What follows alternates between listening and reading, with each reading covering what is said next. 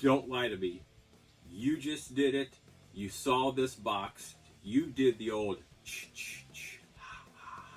As soon as you saw this box, you heard that classic, awesome horror soundbite. The entrance of Jason Voorhees. Whenever you heard that sound, you knew something bad was about to happen.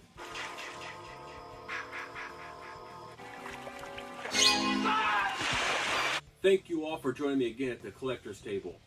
I am that 80s nostalgic toy guy, and it's time for another super mega scale action figure collectible toy unboxing. Let's get at it.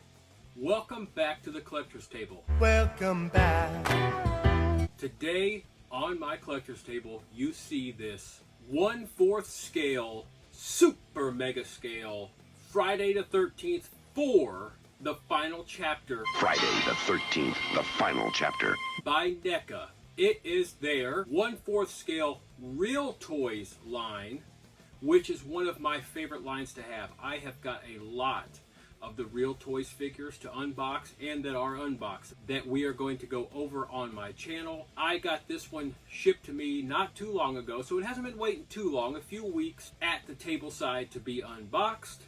I am so happy you're joining me today because I am an absolute horror nut. That's you in a nutshell. No, this is me in a nutshell. Help! I'm in a nutshell. The Friday the 13th films are some of my all-time favorite films, along with the Nightmare on Elm Street films, along with all the other amazing late 70s, 80s, and early 90s horror films. They are absolutely awesome. The slasher film genre is my favorite genre of horror film. You like scary movies? Uh-huh. What's your favorite scary movie? I have tons and tons of Freddy Krueger, Jason Voorhees, Michael Myers, you name it, I've got it. Slasher horror film figures. I love going over them, I love unboxing them, and I love displaying them. I love setting them up in little scenes from the films and scenes that I just make up in my mind. I love it, the horror genre, and you will see that littered throughout my channel, which is where we are today with this super mega scale. It's gigantic. It's gargantuan. It's big. Jason Voorhees from Friday the 13th, the 4th installment of the awesome film series, the final chapter. Jason's unlucky day. Though it was not the final chapter, as we know, there are over a dozen films with Jason Voorhees wreaking havoc on everyone from campside. I don't want to scare anyone, but I'm going to give it to you straight about Jason. To city side. Friday the 13th, Part 8. Jason takes Manhattan. Now, New York has a new problem. Just an amazing film series. I love it, I love it, I love it. I like it, I love it, I want some more of it. One of the huge reasons I love this film so much is because it came out when I was a little kid, and it was one of the first horror films that I saw when it was released on VHS. Customers can scream again and again with the entire Friday the 13th Never Say Die collection. And in this film, we saw the debut of the character Tommy Jarvis, which was played by one of my favorite 80s actors, Corey Feldman. One half of the Corey and Corey duo that just ruled the 80s and early 90s. They were just an amazing duo. We still have Corey Feldman around, just entertaining us with all of his antics and his music group that he's been working with over the last 10 years or so. I am missing nothing. We saw Corey Feldman debut his Tommy character in this film. Remember me, Jason? Jason, don't you remember? And he would go on to star in a couple more of the Friday the 13th films, proving to be one of the arch enemies of Mr. Jason Voorhees.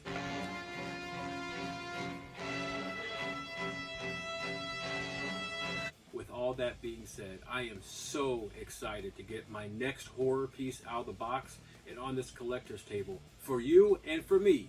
So, before we pull him out of the box, we're going to go over the box art, which is just very, very, very nostalgic to me. It has lots of nostalgic pieces all over this box. I still get the box? Huh? Give me the box. So of course in the front there you see the knife through the eye of the hockey mask. You see this nice label. This open face box here is just awesome. You see Jason Voorhees in all of his horror glory. On the side you see more of the movie logo and some Jason Voorhees stuff there. Some masked Jason Voorhees on that side as well. And then on the back you get a little preview. But we're not going to look at that back piece. We're going to go over what's inside. We are going to pop the top on this Friday the 13th piece. And I'm going to pull all the pieces out. He slides out just like that. He is heavy. Let me tell you, I am not joking. He is a heavy piece. Whoa, this is heavy. And there he stands. There is a lot of tape and wire on the back of this piece holding Jason in there and all of his accessories. I'm going to work on getting them out right now.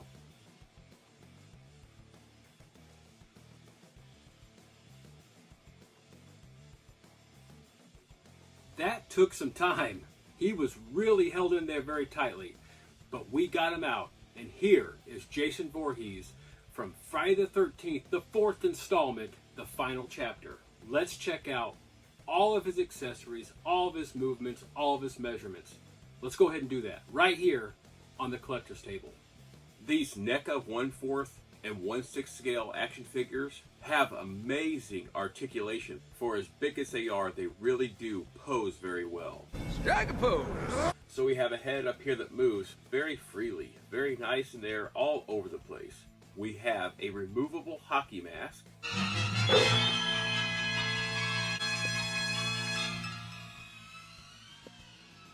So we'll take that off there. And then we reveal one of those totally awesome, ugly, horrific head sculpts.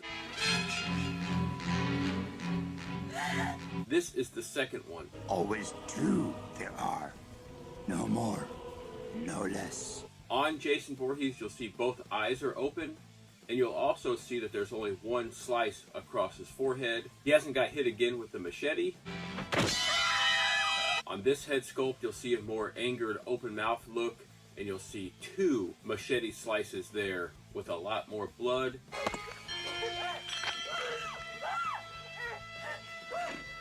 His left eye is covered in blood and is not open. Just a very scary, scary head sculpt there. It's awesome to have a 1/4 scale second head sculpt. That is pretty neat. And these things are very hefty. Just great artistry on these head sculpts. Great paint work, and there's vein work all over these pieces, all the way down to the wrinkles and everything. Just great artwork there. I really love these head sculpts. You will see that the hockey mask has that damage up there on the upper left-hand corner. There you go. Really nice. This is really cool. You can display him in many ways. With or without the mask. With this head, with that head, the possibilities are endless. There are too many of them. What are we going to do? These arm movements are really on point. You can do a lot with these. The elbows move very well, which brings us to the extra hand that we have. Jason gets his hand split in two. We have that hand.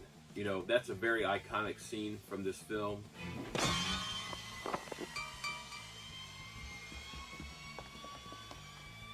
A very memorable scene from this film. NECA didn't miss a thing on this. So this is awesome to have this. If you're only going to have one extra hand, that's one to have. And then we have this hand here that can hold one of these awesome weapons that we have here. You've got to be able to hold the weapons. Since this is a left hand, we're going to go ahead and replace that left hand with this. I really would like to have this displayed with Jason. We'll just pull this hand out and put this hand in. There we go. And then you can recreate that iconic scene from the film where he's holding up his hand and it got split in two. Look at the paintwork on that hand. All that blood, all the way down to the fingertips with those black fingernails. Really great detail. You have the simple, what I call working man's outfit. That's what he always wore. He wore like this janitor-like look, is what I call it. Billy likes to drink soda. Or the automotive repairman type look. Hello? What the hell is it? Oh, I don't know. About $700, sir. That's what Jason wore, and that's what I call it, and that's what it looks like. And that's exactly what they made here with this piece. NECA did a lot of great weathering paint on this character. They did a lot of wrinkle work on this thing, making it look like Jason is moving.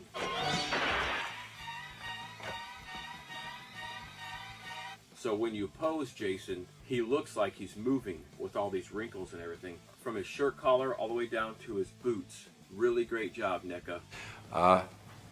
Great job.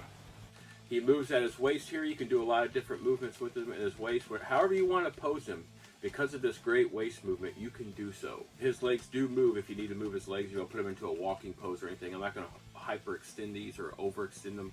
I do not want to break him right now, but they do move very well. You can move these legs just like this. They move very well. The movement on these 1/4 scale figures by NECA is top-notch. Top-notch American-made stuff.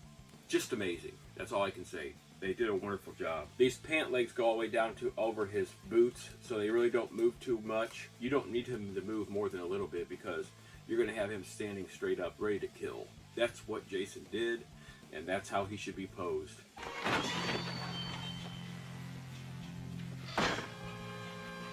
He is tall.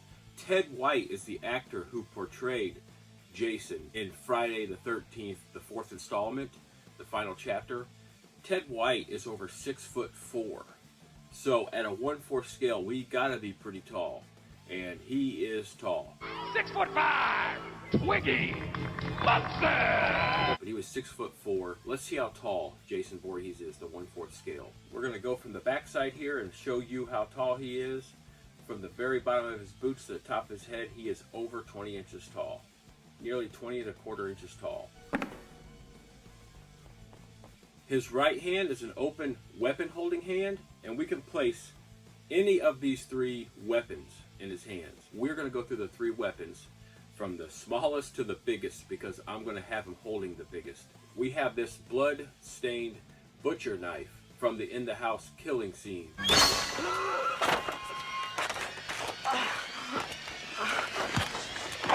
And it fits in there just like this. So you can move that around and hold it in any way you want. If you want to hold the butcher knife, there's the butcher knife. And then you just move his arm however you want it. If you want it up and for him ready to slice down, go ahead. That's a great pose right there. Who doesn't love a blood-stained machete? Jason Voorhees, he didn't like his machetes cleaned. Jason Voorhees liked his machetes blood-stained.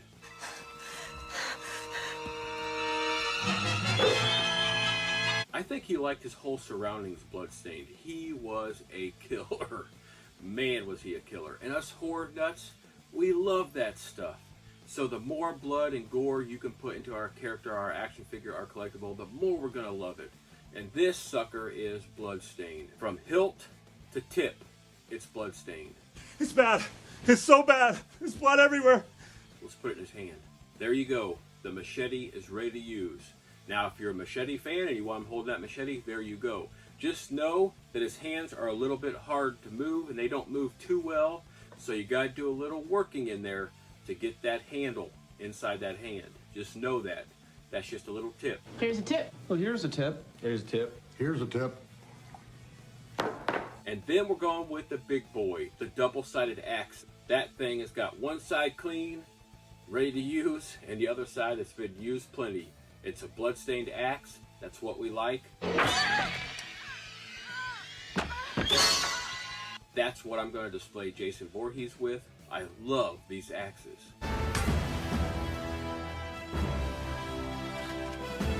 And there we go. There is my display of choice right there. That big, huge axe.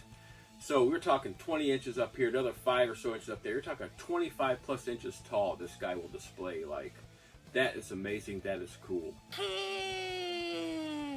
I'm most likely going to display him like this. He's looking at his hand. He's just bewildered at what just happened to his hand. And he's got that axe up, ready to do some damage. Now, if you wanted to display him with this head, all you do is pop this head pops off, and that one pops back on. But I'm not going to display him with this head. I'm going to display him with this head at his feet, like that. with that hockey mask half over his head so we can see some of the gruesomeness of that second head sculpt. It wouldn't be a proper Friday the 13th review and unboxing without doing a little ch-ch-ch.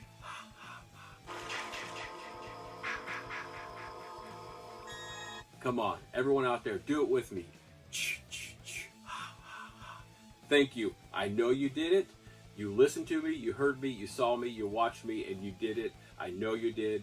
You wonderful, wonderful horror-loving fans, Jason-loving fans, collectible-loving fans. You guys are awesome. You gals are awesome. Thank you very much. Thank you, sir. May I have another? This has been another Collector's Table unboxing and review. I am that 80s nostalgic toy guy. I appreciate every single one of you. One last time, hit the like button on this video, hit the subscribe button if you haven't yet, and hit that notification bell so that you don't miss a thing. You don't miss other awesome horror unboxings like this, Jason Voorhees unboxings like this, action figure, collectible, toy unboxings like the ones you've seen on my channel thus far. There's going to be a lot more, and I appreciate each and every one of you for doing what you do to make my channel a success. I'll see you again real soon.